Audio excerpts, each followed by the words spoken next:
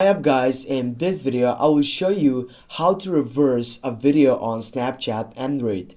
Firstly, before we start, I need to mention that there is no difference between Android and iPhone. It is the same process.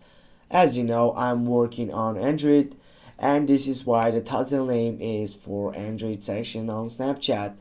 Now I am on my screen side for a gallery section, and what I'm gonna do is just simply I'm gonna get a record a video, and video will be like that. For example, I will turn off this sound.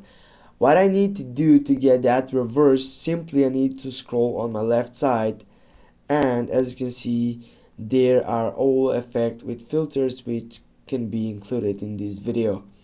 Now I'm gonna go again, and right after enable location filter it will be get it up to that reversing video.